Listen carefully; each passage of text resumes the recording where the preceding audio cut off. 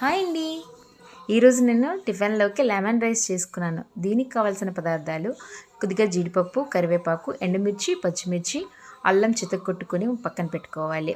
ఇప్పుడు పోపులోకి మనకి శనగపలుకులు, శనగపప్పు, మినపప్పు, ఆవాలు, జీలకర్ర పక్కన పెట్టుకోవాలి. ఇప్పుడు ముందుగా ప్యాన్ పెట్టుకొని ప్యాన్ వేడయ్యాక అందులో ఆయిల్ వేసుకోవాలి. ఆయిల్ వేసుకున్నాక మనం ముందుగా ఇందులోకి శనగ పలుకులను వేసుకోవాలి. శనగ పలుకులు అంత వేగంగా వేగవు, అందుకని ముందుగా శనగ పలుకులు వేసుకొని దాని తర్వాత శనగపప్పును వేసుకోవాలి. శనగపప్పును వేసుకున్న తర్వాత మినపప్పును కూడా వేసుకోవాలి. మినపప్పును వేసుకున్న తర్వాత ఆవాలు, జీలకర్ర వేస్తూ బాగా వేయించాలి. కొద్దిగా వేగిన తర్వాత జీడిపప్పును కూడా వేసుకోవాలి. జీడిపప్పు వేసుకున్న తర్వాత ముందుగా కట్ చేసి పెట్టుకున్న పచ్చిమిర్చి, ఎండుమిర్చి, అల్లం వేసుకొని బాగా ఫ్రై చేయాలి. కొద్దిగా ఫ్రై అయిన తర్వాత ఇందులోనే మనం కరివేపాకును కూడా యాడ్ చేసుకోవాలి. కరివేపాకు ఫ్రెష్గా ఉంటే లెమన్ రైస్ ఫ్లేవర్ చాలా బాగుంటుంది. అందుకే నేను ఎప్పుడు ఫ్రెష్దే వాడతాను. ఫ్రెష్ది వేసుకున్నాను. అది లెమన్ రైస్కి కరివేపాకు హైలైట్ అనమాట.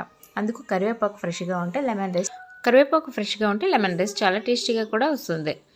ఇప్పుడు మనం ఇందులోకి 1 టేబుల్ స్పూన్ పసుపుని వేసుకుని రుచికి సరిపడా సాల్ట్ కూడా వేసుకుని ఇందులో హింగు కూడా వేసుకోవాలి. హింగు ఆ లెమన్ రైస్కి ఒక రకమైన ఫ్లేవర్ ఇస్తుంది, చాలా బాగుంటుంది. రైస్ని కూడా చాలా సాఫ్ట్గా కూడా చేస్తుంది, చాలా టేస్టీగా వస్తుంది లెమన్ రైస్ అనేది హింగువ వేసుకోవడం వలన. హింగువ మీరు వద్దు అనుకుంటే అవసరం లేదు, మీకు ఇష్టపడదు అంటే దీన్ని స్కిప్ చేయొచ్చు. నేనైతే ఎప్పుడు ఇలానే వేసుకుంటాను. ఈ ఫ్లేవర్ నాకు చాలా బాగా నచ్చుతుంది. మొత్తం వేసుకొని అంతా బాగా వేగాక ఒకసారి నీట్గా కలుపుకొని స్టవ్ ఆఫ్ చేసేయాలి. ఇలా వేగిన దాన్ని కొద్దిసేపు పక్కన పెట్టి చల్లారనివ్వాలి.